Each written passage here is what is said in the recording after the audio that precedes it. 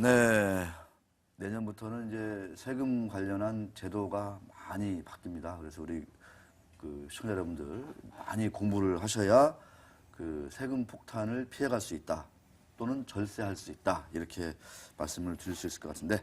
그래서 지난 시간에 이어서 이번 시간에도 KB생명의 TC사업부 진태환 팀장을 모시고 그럼 어떻게 대응을 해야 될지 한번 중점적으로 얘기 나눠보도록 하겠습니다. 팀장님 안녕하십니까? 안녕하십니까? 네, 지난 시간에 제가 공부를 참 많이 했었는데 예. 말씀드렸듯이 조금 못다한 부분이 있어가지고 네, 계속 이어가도록 하겠습니다. 자, 연금저축 하면은 최고의 이 세테크 할 수 있는 상품이다. 이래가지고 각광을 인기를 끌었었는데 상당히 좀 조심을 할 게 많다. 이렇게 지난 시간에 얘기를 해주셨어요. 네. 한번 지난 시간 방송분을 한번 좀 정리부터 한번 해주시죠. 뭐 간단하게 말씀드리면 이제 연금저축 부분보다 이제 소득공제 부분이 이제 세액공제로 변하다 보니까 그중에 가장 많은 혜택을 받는 게 연금저축인데 네.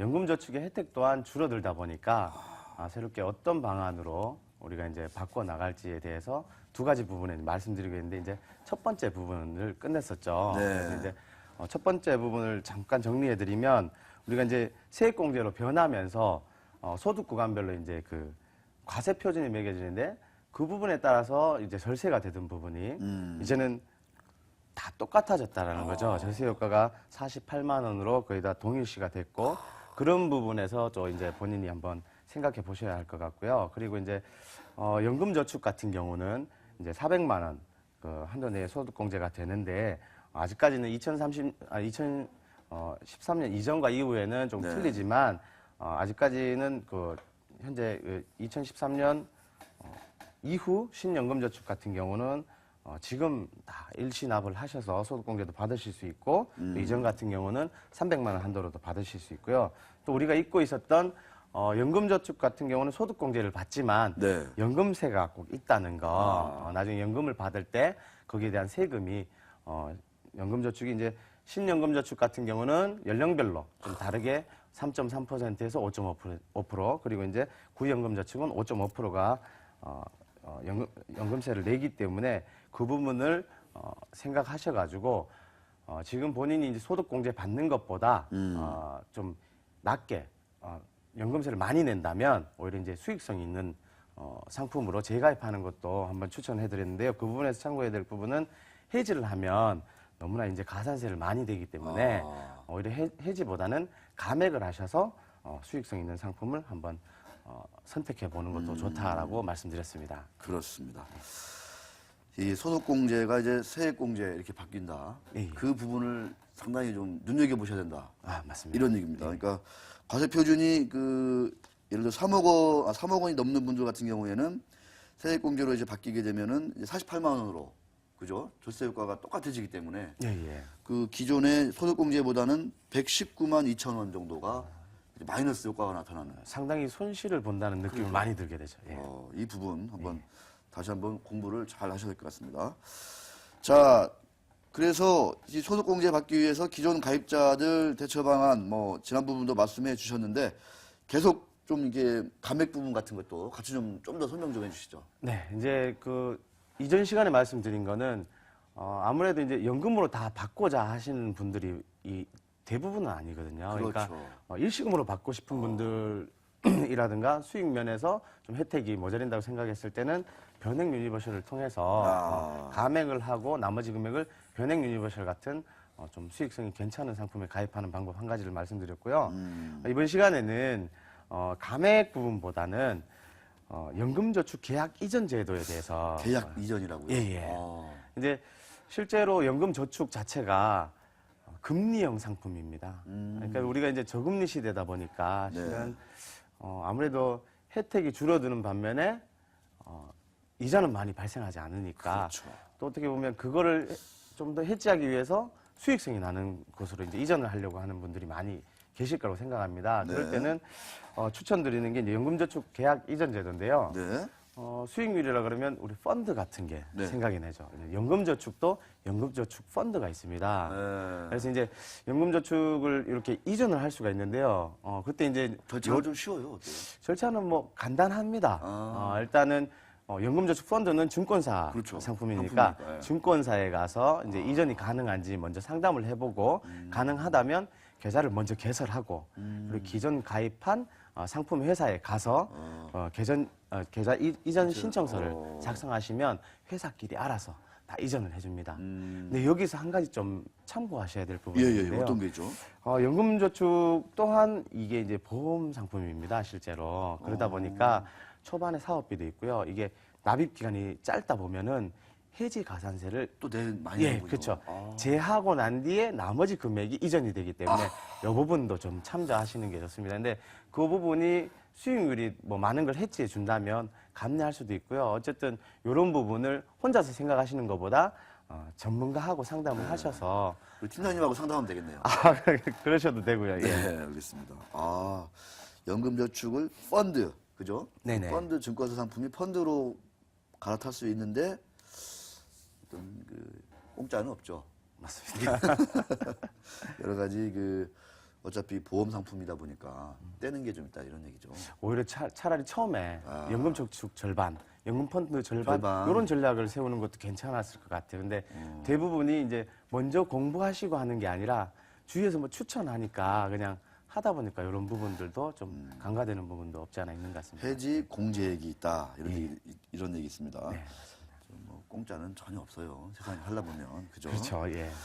자, 내년에 대대적으로 이 세금 제도가 바뀐다고 말씀을 드렸었죠. 뭐 많은 분들이 알고 계시기도 하겠지만, 자, 이런 세제가 변하면은 많은 것들이 또 잇따라서 계속 변하지 않습니까? 맞습니다. 예. 자, 이에 대비할 투자 상품 몇 가지 좀 소개 좀 해주시죠. 제가 이제 저번 시간에도 말씀드렸지만 앞으로는 이제 세액공제로 변하게 되면 소득공제 부분이 줄고 줄죠. 세액공제 부분이 많아집니다. 네. 내년부터는 이제 다자녀 추가라든가 기부금 그리고 연금저축, 보장성보험 그리고 노란우산 공제 등이 세액공제로 바뀝니다. 바꾸기로 하였습니다. 그래서 이제 이외에도 차차 세액공제를 확대할 예정인데요.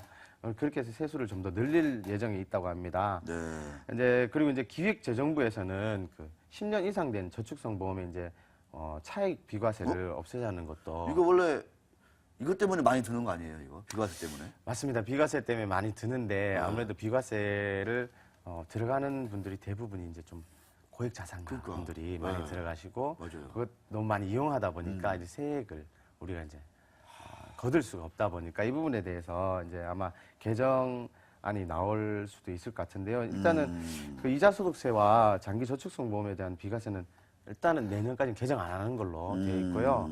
그러면 내년에는 이 부분이 아주 대두가 될 것 같습니다. 그래요. 뭐 간단하게 이렇게 뭐 자료를 보고 말씀드리면 네. 저희가 이제 주변 선진국에 대비해서 소득세는 별반 차이가 없습니다. 별반 차이가 없지만 이자 소득세는 엄청나게 많이 차이가 납니다. 그러니까 저거, 예, 저 숫자가 사실이에요? 예 맞습니다. 지금 뭐 네덜란드 같은 경우는 지금 60.6%. 이자소득세가? 예, 예. 은행에서 우리 이자 받잖아요. 그렇죠. 그 이자의 60%를 낸다는 거예요? 맞습니다. 헉! 우리는 저거 14%에다가 뭐 지방세 10% 더해가지고 15.4% 받는 거잖아요. 저거. 맞습니다. 근데 그걸 60% 받아요? 네덜란드는? 그렇죠. 아무래도 선진국으로 가면 갈수록 복지제도가 네. 이제 더 많이 돼 있다 보니까 그래서 선진국일수록 투자 상품이 많이 발달하는군요. 그렇죠. 은행에 재테크를 할 수가 없는 상황이군요. 맞습니다. 우리도 저런 거 전 차선이에요, 저는. 맞습니다. 오히려 저게 더 건전한 방법이라고 생각하시는 게 맞습니다. 그러니까 뭐, 저 부자들, 그죠? 예, 예. 그냥 은행에 돈 넣어놓고 이자로 먹고 살잖아요. 예, 그 맞습니다. 이자로 먹고 사는 게 부자들, 돈이 많은 자산가들한테는 뭐, 세금 적게 내니까. 그렇죠. 좋은 거일 수도 있지만, 사회적으로 이게 선순환이 안 되잖아요, 그죠? 그렇죠. 뭐 흔히 하는 말로 뭐 부자들에게 이제 없는 사람들 돈이 싹 빠져나간다 하는 얘기처럼 오히려 자본주의 사회에서는 조금 그런 우리나라가 부분이 부자들이 천국이라는 얘기가 다 진짜 거짓말이 아니었군요. 맞습니다. 그러면 저 어떻게 돼요? 저 엄청난 차이가 나네요. 예, 예. 15.4% 대 60.6% 이자 소득세가. 근데 이제 저희도 지금 이제 경제 대국으로 가고 있고 선진국 대열에 지금 올라가고 있기 때문에 분명히 이자 소득세에 대해서도 저희도 분명히 지금 또 복지 제도도 많이 늘어나고 있고 그렇죠. 예, 그러다 보니까 올라갈 거라는 거는 뭐 피치 못할 것 같고요. 그리고 지금 현재 비과세 제도가 보통 한 3년에서 5년 정도 주기로 바뀌고 있는데 뭐 3년, 5년, 7년, 10년 이렇게 바뀌었거든요. 그리고 2004년에 마지막으로 변경이 됐습니다. 오, 네. 그러면은 지금 9년 동안 유지가 됐는데 야. 이제 한번 바뀔 때가 됐죠. 네. 바뀔 때가 됐습니다. 그래서 현 정부가 지금 이제 복지 정책을 내세운 걸 시행을 하려면 네. 5년 동안 한 135조 원 정도의 예산이 필요하다고 합니다. 네. 그래서 지금 세액공제도 바뀌고 하는데요. 이런 부분이 참 공교롭게도 비과세를 폐지를 해버리면 한 148조 정도 5년 동안 세원이 확보가 된다고 합니다. 그런 면에서 가만히 놔둘 수는 없겠죠. 아마 내년에는 꼭 강력한 법안이 나올 것 같고요. 네. 올해 뭐 2월 달도 금융과세 부분도 손을 댔고 그렇죠. 계속 이렇게 변경이 될 것 같습니다. 그래서 야, 대단하군요. 이게 놀라운 사실인데 이 10년 이상 이 저출생 장기 저출생 부험 요거 부자들이 절세하려고 많이 드는 건데 그 비과세에 해당되는 금액이 148조.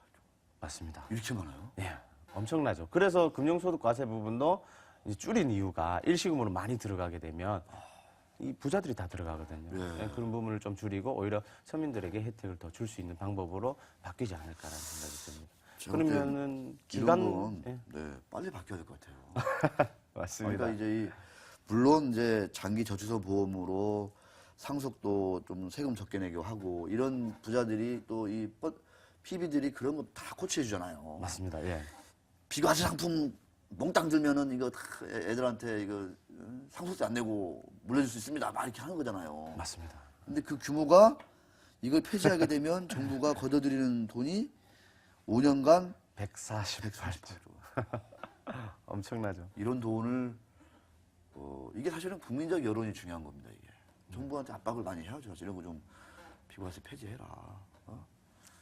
오히려 다른 부분도 있습니다. 오히려 부자들 같은 경우는 이제 본인들이 많이 신경을 쓰죠. 그래서 정보도 주변에서 많이 오니까 그러니까. 이런 걸 많이 활용하는데 일반 이 서민들이나 중산층 같은 경우는 뭐 열심히 일해서 돈 벌어서 그것들 소비하는데 바쁘다 보니까 그러니까. 오히려 관심이 없어요. 낮습니다. 예. 그래서 오히려 이런 부분을 이용 못하는 못하고 있죠. 예, 맞습니다. 그러니까 이게 참 우리 시청자 여러분, 저는 이렇게 막 이렇게 막 소름이 끼칩니다. 이렇게 이 비과세 상품만 우리가 비과세를 폐지한다고 해도 별 이렇다 할 증세제도가 필요 없어요, 그죠? 이것만 폐지해도 그 복지 재원이 다 충당이 된다는 사실. 네, 이런 것들을 우리가 아셔야 됩니다. 네. 자, 이자 소득세도 대한민국이 15.4%. 네덜란드가 60.6%. 이것도 빨리 좀 개선이 돼야 되겠네요, 제가 보니까. 투자 상품이 왜 우리나라에서 이렇게 인기를 못 끄는지 이유가 다 있었네요. 그렇죠. 부자일수록 안정적이고 세금을 덜 때는 그러니까. 절세에 더 포인트가 맞춰져 있어요. 왜 그 기관들이 그냥 그 주식형 펀드 안 넣고 그냥 채권형 펀드에만 계속 올인하는지도 알 수 있겠네요. 그렇죠. 이자 소득세 50% 뛰면 채권형 펀드에만 돈을 넣을 수 있을까요? 그렇죠. 그렇잖아요. 예, 예. 예. 이렇게 불편한 진실은 사회 곳곳에 많이 있는 것 같습니다. 우리 사회에. 자, 그건 그렇고, 우리 아주 그냥 우리 팀장님이 저에게 아주 새로운 진짜 기사 아이템을 많이 주세요. 오늘 보니까. 맞습니다.